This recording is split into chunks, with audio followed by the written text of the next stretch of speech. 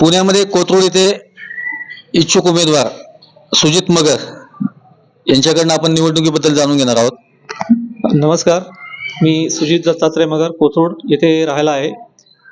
कोथरूडमधील प्रभाग क्रमांक 31 कोथरूड मयूर कॉलनी असा झालेला आहे।